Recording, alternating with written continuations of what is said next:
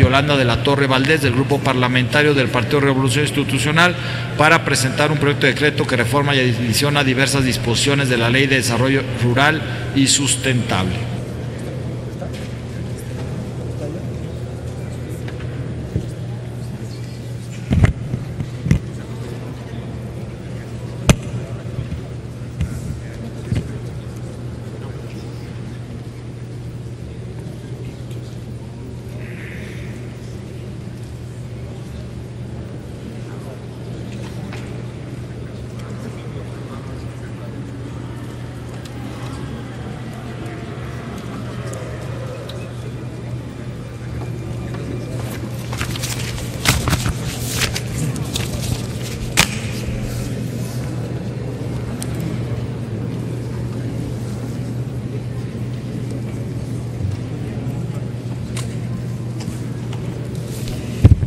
Con su venia, senador presidente don Pablo Escudero.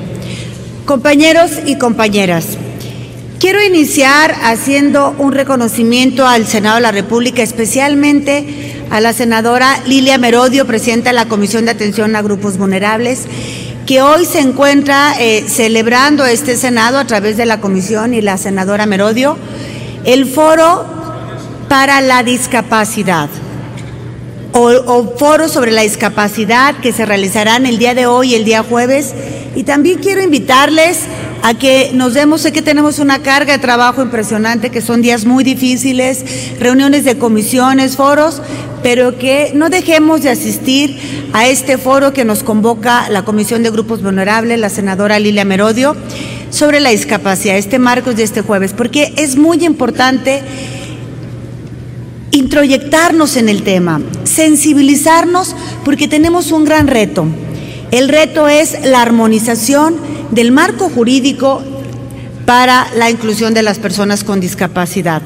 Y bueno, también hoy en este marco, el día 3 de diciembre, habremos de conmemorar el Día Mundial de las Personas con Discapacidad, y es por eso que en esta etapa, estos meses, he estado trabajando en presentar varias iniciativas que tienen que ver con la armonización del marco jurídico de los grupos vulnerables, de las personas con discapacidad, porque me parece que el día 3 de diciembre podemos ir avanzando en esta gran tarea y en este gran compromiso que tenemos con los sectores más vulnerables, con las personas con discapacidad.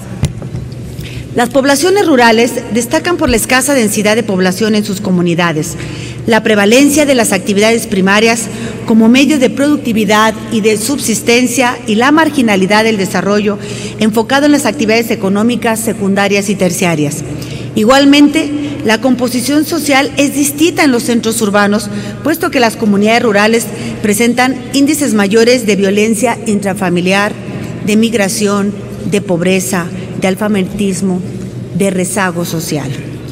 En 2010, el Coneval estimó que 65% de la población rural vive en condiciones de pobreza, a contrario de las poblaciones urbanas, que estamos en un margen, digo, tampoco nada halagador, pero de un 45%.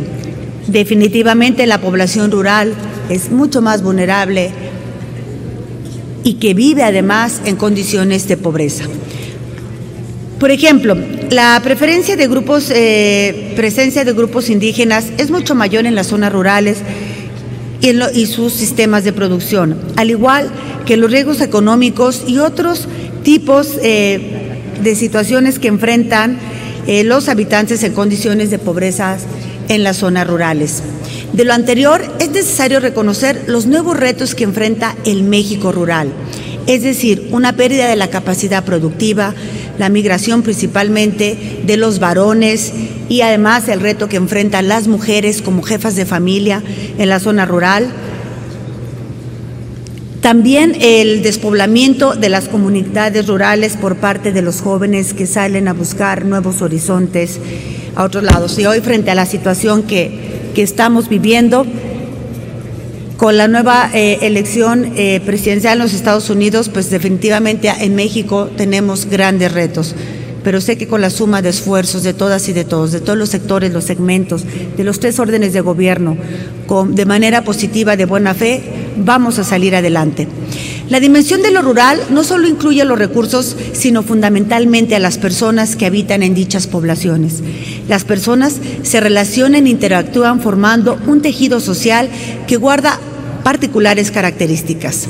A esta problemática a la que conduce esta iniciativa es a reflexionar sobre los grupos vulnerables que habitan en las zonas rurales, ya que enfrentan dos grandes retos: ser parte de un grupo vulnerable y vivir en una zona rural que no cuenta con los medios necesarios para su desarrollo. Es de preocupación la manera como viven. Debemos de conocer la realidad, aproximarnos a sus problemas, nos permite proponer acciones para reducir la desigualdad en la que viven.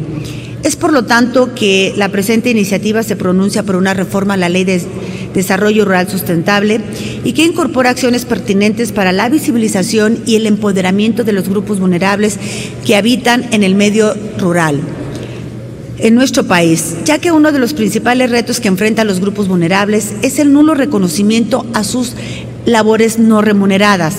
El quehacer del hogar, el trabajo en el traspatio, el acarreo de combustible y el cuidado de huertos y animales de granja son labores indispensables para la manutención de su familia. Es por ello que propongo adicionar una fracción al artículo 5 y promover el reconocimiento del trabajo doméstico no remunerado de las mujeres rurales como partícipe del desarrollo económico en lo rural. El trabajo que realizan las mujeres, no solo hoy en el campo, en la siembra, sino además en el hogar, en la zona rural, está muy vinculado a la productividad en el campo. Así como a reformar dos fracciones del artículo 15 para el programa especial concurrente, fomente acciones para la inclusión de las personas con discapacidad, de las personas adultas mayores y de otros grupos vulnerables para promover el empoderamiento y el acceso a los derechos humanos de las mujeres, de las personas adultas y de los indígenas, además de fomentar la igualdad en las condiciones laborales, al igual que los ingresos para las mujeres. Por último, propongo como prioridad la inclusión del empoderamiento en igualdad de condiciones de grupos vulnerables vinculados al sector rural.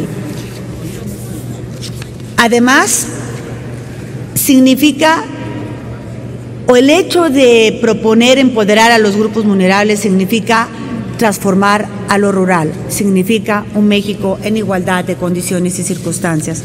Por su apoyo, muchísimas gracias y no dejen de asistir al foro que está organizando la Comisión de Grupos Vulnerables. Es cuanto, señor presidente.